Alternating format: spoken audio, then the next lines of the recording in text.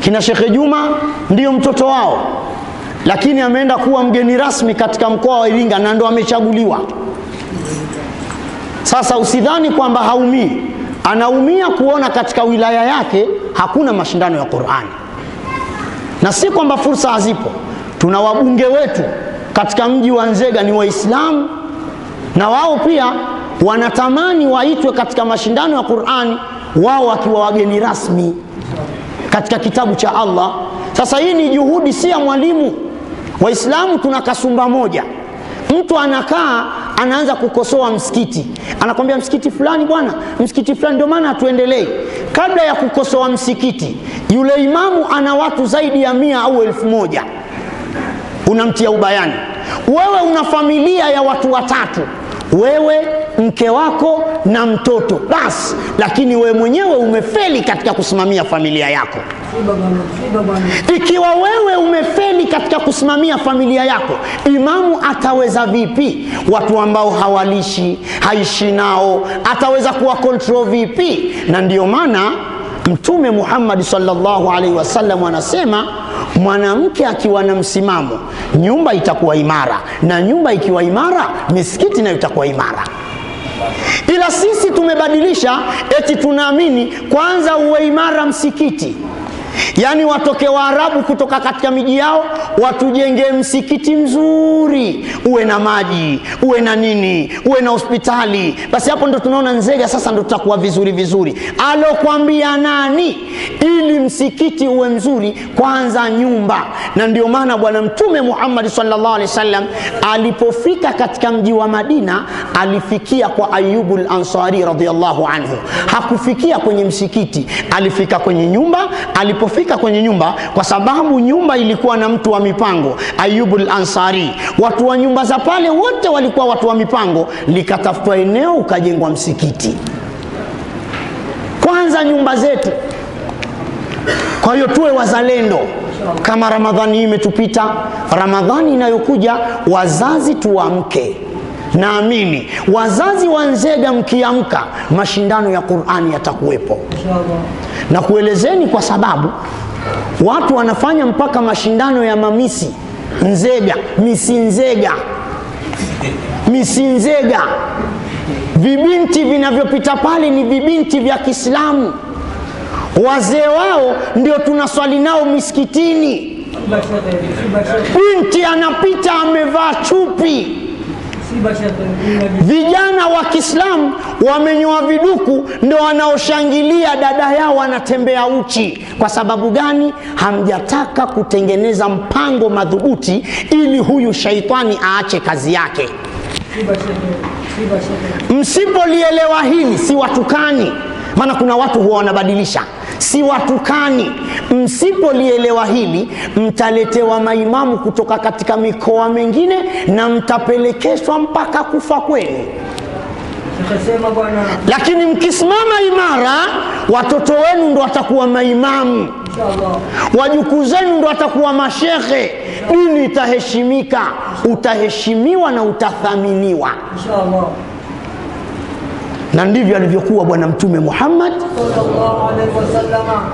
Alitoka Madina, alitoka Maka kaenda Madina, kawafundisha watu, mwisho wake akatoa vidume katika mji wa Madina. Ndio Uislamu nataka hivyo. Lakini sisi ukiangalia, wazawa wako wapi? Wazawa wako wapi? Wote wamelala. Wamebaki tu wanahesabu imamu. Kapita imamu wa kwanza, imamu wa pili, wa tatu.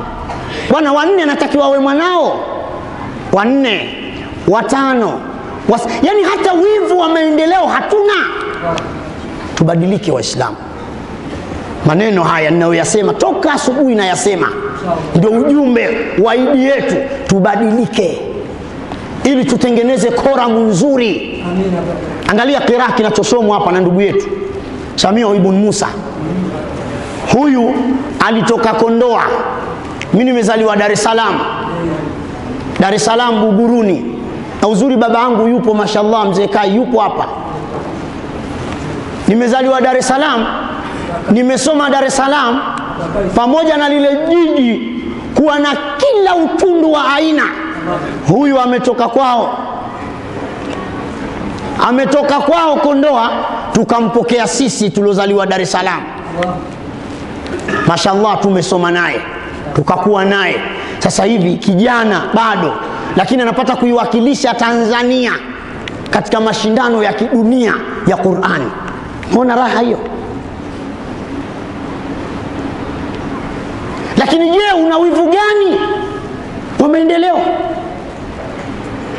Kwa hiyo hii ndio dini ya mikakati. Tuamke wazee wa Kiislamu. Vijana wetu wanapotea. Mtu anakuambia mwanangu mimi kasoma sana madrasa. Ndio kauli unayosikia. Kasoma sana madrasa. Kasoma sana wapi, hata msafu hajamaliza. Wewe vipi? Mwanangu kasoma sana madrasa. Alikuwa anajitahidi. Kisa aliandaliwa mahafali, akamsikia mtoto kasoma hadithi akatunzwa, ndio mwanawe kasoma sana. Fana hatutaki sisi masala hayo. Sisi tunataka mtoto asome, awe na mikakati, kweli kasoma, alafu tukimpa kazi tunasema kweli kijana kasoma. Sio kijana kasoma, alafu baadaye tunamwona ananyoa vipanki, baadaye tunamwona anaimba nyimbo za bongo flavor, tunamwona anaharibikiwa, alafu tunaanza kulaumiana. Hii mikakati sisi tunaitolea wapi? Waangalieni wenzenu kule makanisani. Kule makanisani mtoto akianza mdogo anafundishwa, yani watu wana mipango naye, mtoto huyo hawezi kuvuta bangi, hawezi kuharibikiwa mtoto huyo. Lakini sisi mtoto anasoma Qur'ani vizuri, ana sauti nzuri, baadaye huyo anabadilika anaimba bongo flavor. Mamisi ishapita hapo. Wewe mzazi kama hujui shauri lako, lakini nakwambia misi Nzega ipo, na tushaona kwenye mitandao mabinti wa Kiislamu wazazi wao, wallahi wa billahi, ukiwataja unaweza ukamwaga machozi. Tuumie, lakini tupambane kuhakikisha tunaijali dini yetu na watoto wetu wanasoma, na tuwasafirishe mikoa ya aina mbalimbali. Zikipatikana nafasi, hao wageni tunawapokea Waturuki, imepatikana nafasi kijana anaenda Uturuki asome kisawasawa. Ifike hatua tusome na sekula pia. Tunahitaji madaktari. Tuwe Waislamu wa hivyo, tusiwe Waislamu wa maneno mengi. Uislamu wa maneno sasa hivi hakuna. Uislamu wa vitendo. Liseme jambo ambalo unaweza kulisimamia. Uliwezi kaa nalo kimya usiliseme. Tusiwe Waislamu, unajua sisi Waislamu tukiwa hivi na hivi, unajua sisi Waislamu tukiwa hivi na hivi na hivi. Unafanya nini baba? We mwenyewe ukiingia msikitini, umeingia chooni, umekuta chooni hakuna ndoo ya chooni. Chooni hakuna ndoo, umekuta kuna kopo. Eti ukitoka unalalamika. Nini sasa? Nyumba hii ya nani? Na kati nyumba ya Mungu. Nenda kanunue ndoo, eka msikitini. Umefika msikitini,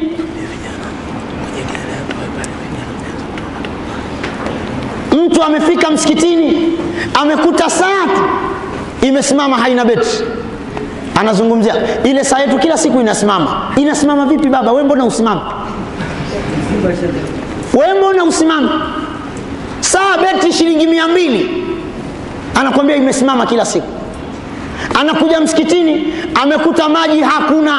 Anakuambia msikiti bwana, angalia si tutatia udhu wapi? Anaondoka anazira. Sema si swali.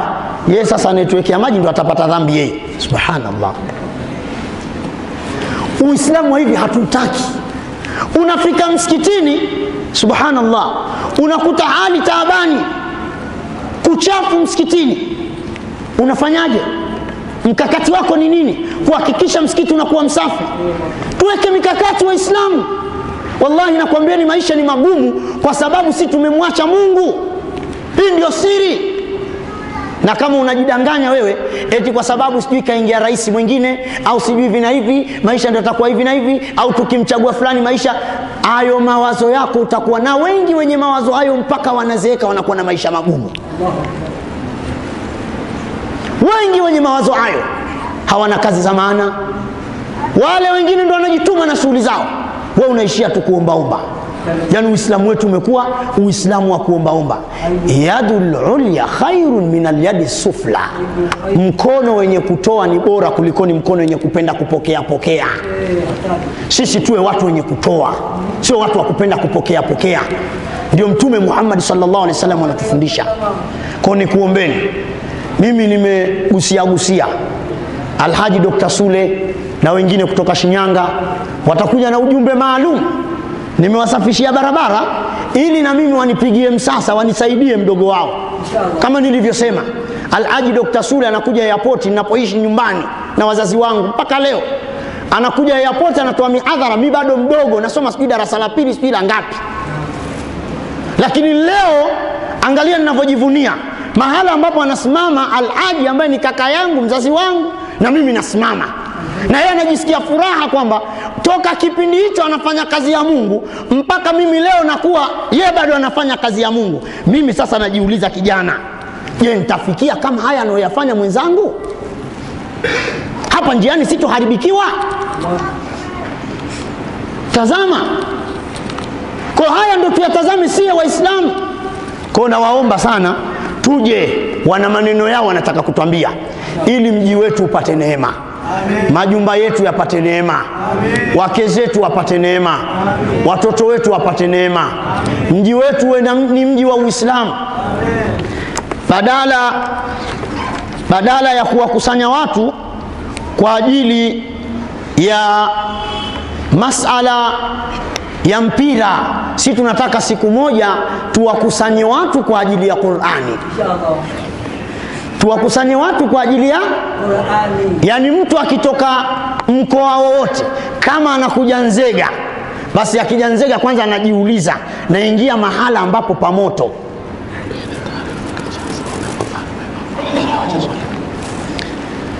Watu wanagombana,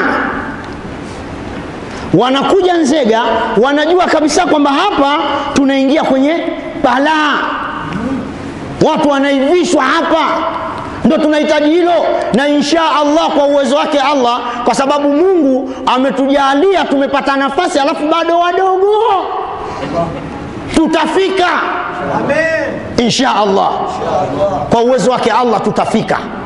Na mimi ndio maana napenda sana kupokea wageni ili Mwenyezi Mungu Subhanahu wa Ta'ala atufikishe mahala huko. Sasa kama we mzazi bado umelala, endelea kulala. Endelea kulala. Tuamke.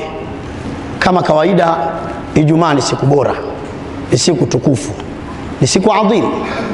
Dakika moja tumlilie Allah Subhanahu wa Ta'ala, tujalie amani, atujalie utulivu. Na ndugu yetu, ndugu Kamali Ismail ambaye ameshatangulia mbele ya haki, naye pia tusimsahau katika kumwombea dua.